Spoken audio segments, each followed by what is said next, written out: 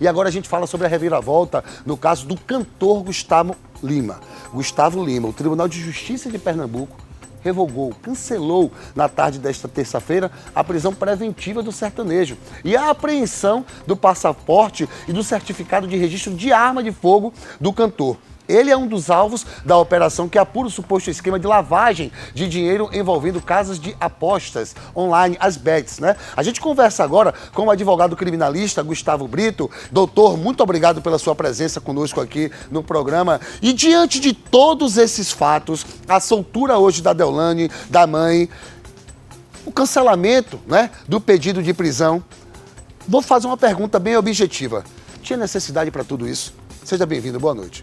Boa noite, Murilo. Boa noite, telespectadores. Muito obrigado pelo convite. Bom, essa questão da necessidade tem que ser analisada de acordo com o Código de Processo Penal.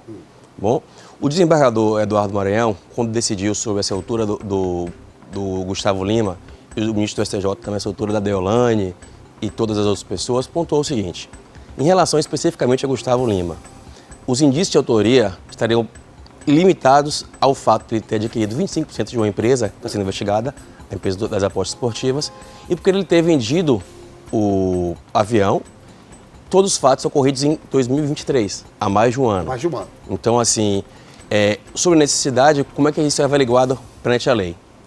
Qual é o problema que a liberdade de alguém vai causar à instrução?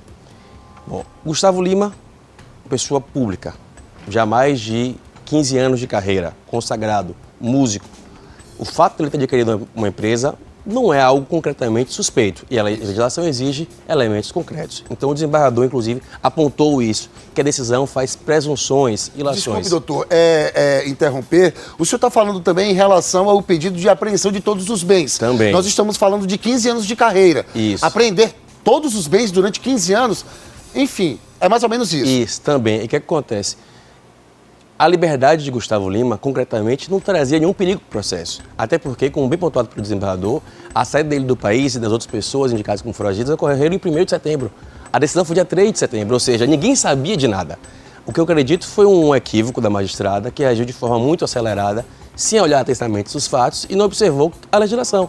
E sobre a questão, inclusive, do bloqueio dos bens, o que me assustou muito foi que pediu um sequestro cautelar. O sequestro é uma medida que é utilizada no processo penal para justamente ressarcir os danos, mas voltada exclusivamente a tudo que é origem do crime, tá? Decorrente da atividade criminosa. Não dá para acreditar que todo o patrimônio de Gustavo Lima é da atividade criminosa. Então estamos esquecendo que ele foi cantor por mais de 15 anos, né? Sim.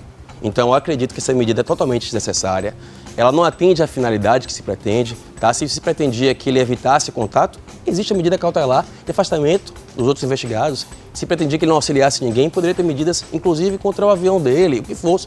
Agora, prender, para mim, apareceu muito mais uma intenção de mostrar que ela, como ela, inclusive, bota na decisão, quem tem dinheiro não está fora da justiça, muito mais uma intenção dela querer impor uma vontade pessoal do que aplicar a lei de forma justa e correta. Doutor, me desculpe, a repercussão foi grandiosa. Exatamente.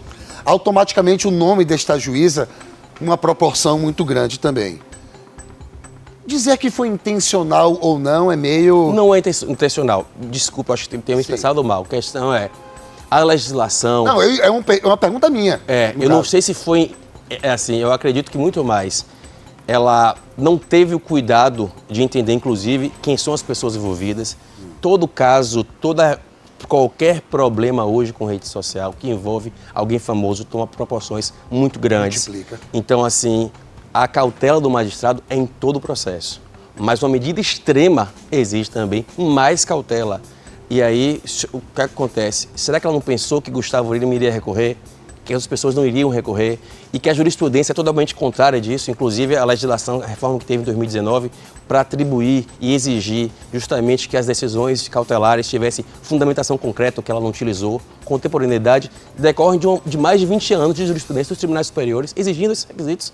Então, assim, não dava para simplesmente dizer, Gustavo Lima é rico, ser rico é crime agora, ter adquirido empresa e ser suspeito. A própria legislação exige lá que não se faça por meras suspeitas ou como algo decorrente da investigação. Aparentemente, ela esqueceu ou não observou tão atentamente os autos do processo e fez uma medida que, apesar de ela ter dito que não, que buscava, sim, um clamor social, algo, e que efetivamente foi, no meu entendimento, juridicamente, totalmente equivocada. Doutor, muito obrigado. Doutor Gustavo Brito, criminalista, muito obrigado pela sua participação. Volte sempre, até porque casos, né, de grande repercussão, a gente precisa de um especialista para, claro, né, passar as informações corretas para o nosso público. Muito obrigado.